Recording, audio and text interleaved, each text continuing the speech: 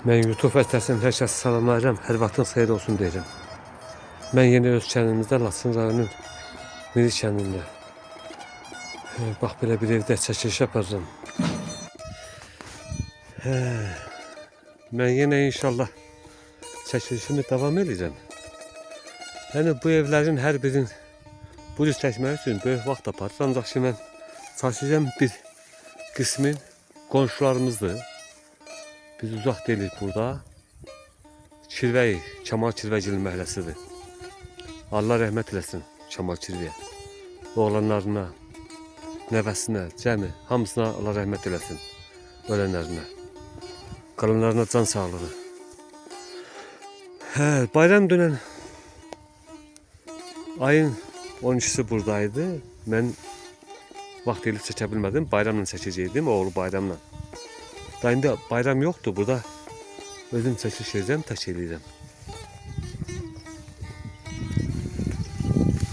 Bu evdə çox gözəl bir yerdədir, iniş olunur. Məhəllədə quruyan ağaçlar da var, ancaq salamatlar da var. Bax, qoz ağacıdır, görünür, bax. Kəsilməyib, salamatdır. Burada qoz ağacı yenə durur. Biraz aralıdan çəkirəm, alma ağacıdır, durur, yaxşı vəziyyətdədir. Suyu olsa qalar. Yine aşağıda qoz ağacıdır, itburnudur.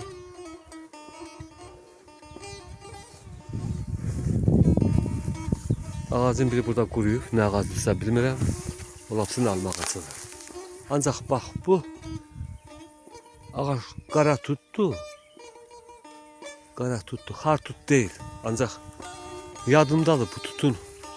Mübarək yadımdadır meyvəsi. Yaxşı bir tutdur.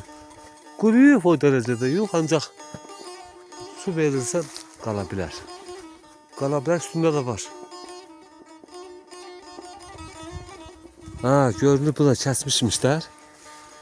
Bir qolu kəsilib buradan. Yandırılıb. Yandırılıb, od verilib. Ay yanır. Od verilib, ancaq yenə də tut salamat qalır. Şimdi evdən də bir balaca çəkiliş edirəm. Görək evdə nə var, nə yox.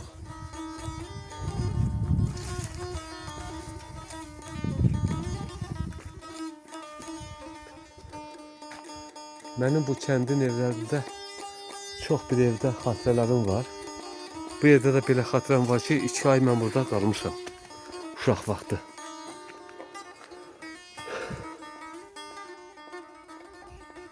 Giriş yəqin ki, buxunadır.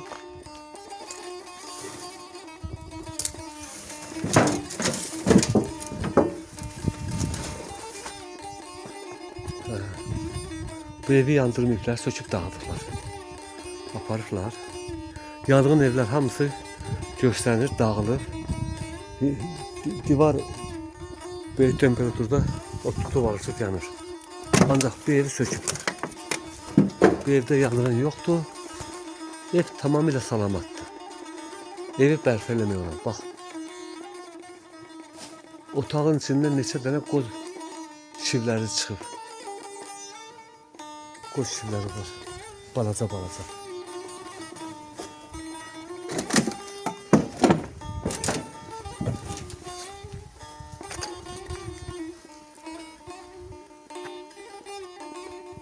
Bu da tövlələridir.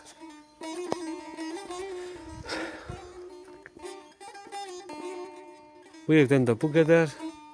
Bundan sonraki çəkilişim Bayramın babası gildədir. Sağ evet.